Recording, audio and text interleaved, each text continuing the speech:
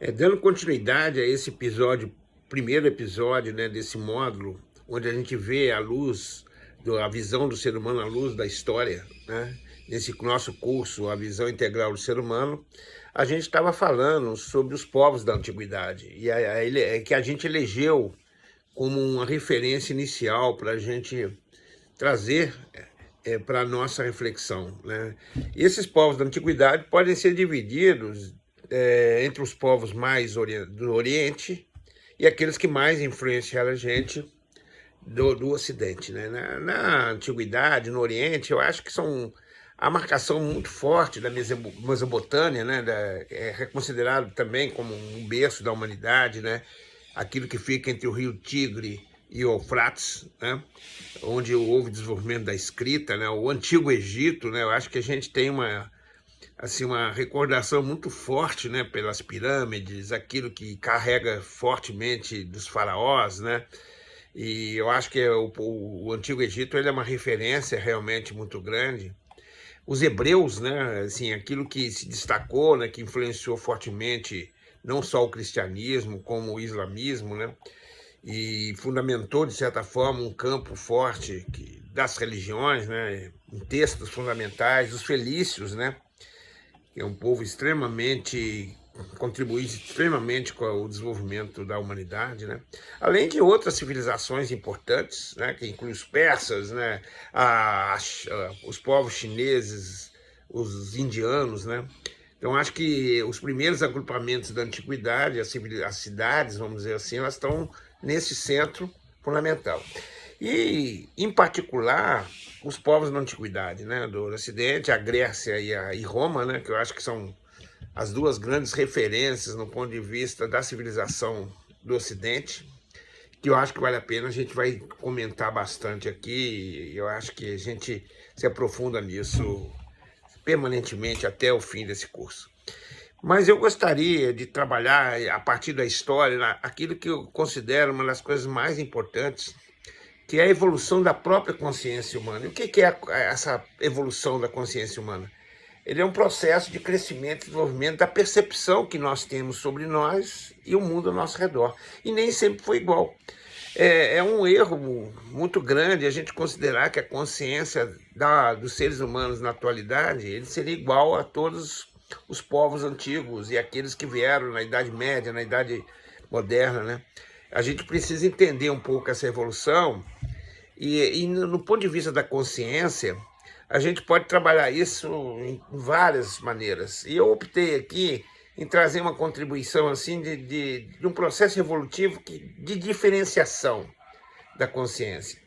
Um primeiro deles é que está muito ligado à nossa vida, né? Geralmente as pessoas trabalham em uma consciência de vigília, né, durante o dia, dormem, né, numa consciência aparentemente apagada e numa consciência do sonho, que fica de forma intermediária, né? Você sonha, você tem imaginações, né? Então, eu acho que é interessante a gente trabalhar com essa possibilidade. E outra dimensão, ao subconsciente, né? Acho que a gente tem uma história da descoberta do subconsciente humano, da autoconsciência e do superconsciente, né? Que é uma coisa que também veio na própria história com a evolução da filosofia.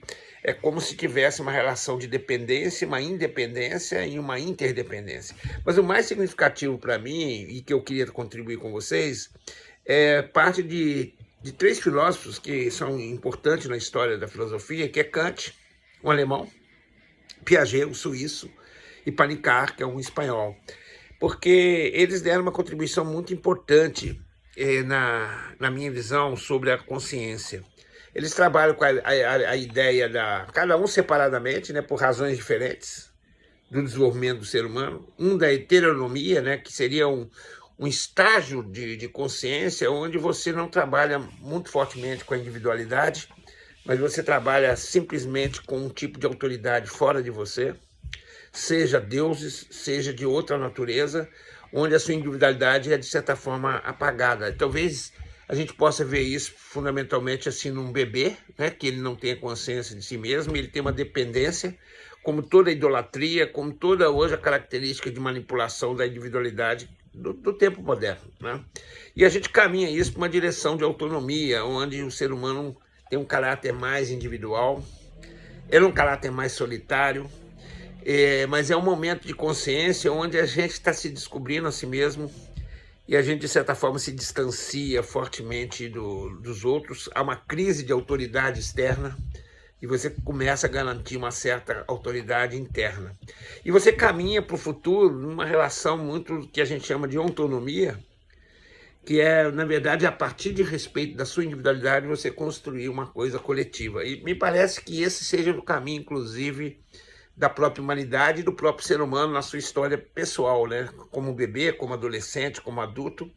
E a humanidade, né? Quando ela adquiriu um caráter muito coletivo, ele não tinha individualidades, ele alcança uma autonomia, de uma percepção de si e descoberta do mundo físico, e depois o futuro que nos aguarda, talvez um conhecimento, um desenvolvimento mais da civilização, muito mais integrado, muito mais comunitário, né? Onde comum significa garantir a unidade de si próprio, né?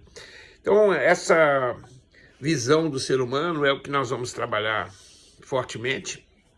Nós vamos trabalhar com a perspectiva de como essa visão está relacionada com esses graus de consciência, seja um grau da heteronomia, né, onde a gente não tem individualidade, seja o grau da sua autonomia, onde você adquire uma racionalidade e você consegue separar-se do mundo de forma concreta e até fazer uma crítica à autoridade externa, né, e fortemente uma construção futura de uma integração entre esses ambientes, é o que nós vamos continuar aqui a trabalhar.